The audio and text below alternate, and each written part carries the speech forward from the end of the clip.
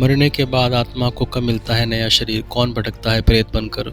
जिसने भी जन्म लिया है उसका एक दिन मरना तय है। यह विधि का विधान है जिसे आज तक कोई नहीं बदल सका। लेकिन जब कोई मरता है तो क्या उसकी आत्मा नए शरीर में तुरंत चली जाती है या फिर उसे इंतजार करना पड़ता है? कैसे कोई आत्मा प्रेत बन जाती है? एक दिन भगवान विष्णु के वाहन गरुड़ के मन में ऐसे ही अनेक सवाल उठे। उन्होंने हिचकिचाते हुए प्रभु से पूछा कि मृत्यु के बाद आत्मा शरीर के बाहर कैसे जाती है?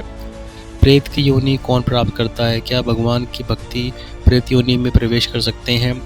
उनके सवाल सुनकर त्रिलोकीनाथ मुस्कुरा उठे। भगवान विष्णु ने गरुड़ को उत्तर दिया, मृत्यु के बाद आत्मा कई मार्गों से शरीर के बाहर जाती है। वह आँख, नाक, त्वचा, स्थिर रंध्रों से बाहर निकल जाती है। ज्ञानियों की आत्मा मस्तिष्क के ऊपरी सिरे से बाहर निकलती है, वहीं पापियों की आत्मा उसके गुदा द्वार के बाहर निकल जाती है। ऐसा पाया गया है कि कई लोग मृत्यु के समय मल त्याग करते हैं। ये सब आत्मा के शरीर से बाहर निकलने के मार्ग हैं।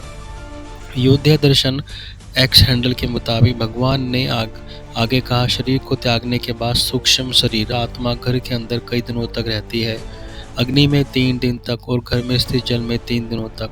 जब मृत व्यक्ति का पुत्र 10 दिनों तक मृत व्यक्ति के लिए उचित वैदिक अनुष्ठान करता है, तब मृत व्यक्ति की आत्मा के 10वें दिन एक अकाल्पिक शरीर दिया जाता है जो अंगूठे के आकार का होता है। इस अकाल्पिक शरीर के रूप में वह आत्मा 10वें दिन यमलोक के लिए प्रस्थान करती है। 3 दिनों के बाद अर्थात 13वें दिन यह यमलोक पहुंच जाती है। यमलोक में चित्रगुप्त जीव के सभी कर्मों का लेखा जोखा यमराज को प्रस्तुत करते हैं। उसके आधार पर यमराज जीव के लिए स्वर्गलोक या नरकलोक तय करते हैं। जीव अपने कर्मों के अनुसार स्वर्ग या नरक लोक में रहता है, फिर उसे उसके बाद पृथ्वी पर पुनः एक एक करके नए शरीर के रूप में जन्म लेता है। कुछ मनुष्य जो विशेष प्रकार के कर्म करते हैं वे यमराज द्वारा वापस पृथ्वी पर प्रेत योनि में भेज दिए जाते हैं, जिसमें वे एक निश्चित समय तक रहते हैं। ऐसे कर्म करने वाले लोग प्रेत योनि प्राप्त करते हैं।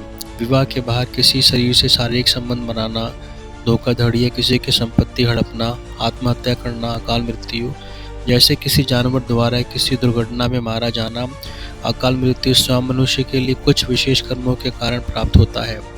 किसी को क्यों मिलती है प्रेत योनि? जब कोई जीव मनुष्य शरीर धारण करता है तो उसके कर्मों आदि के अनुसार उसका एक समय तक पृथ्वी पर रहना अपेक्षित होता है। यमराज जब मनुष्य के सभी कर्मों की समीक्षा करते हैं और उसमें कहा पाते हैं जीव उससे अपेक्षित समय के लिए ही उससे पहले ही मृत्यु को प्राप्त हो गया, तब उस जीव को बाकी समय के लिए प्रेत योनि में व्यतीत करना पड़ता है। मान ले किसी मनुष्य का जीवन 60 वर्षों का बनता है, लेकिन उसने 45 साल में आत्महत्या कर ली। वैसी स्थिति में उसे 15 सालों तक प्रेत योनि में व्यतीत करना पड़ेगा।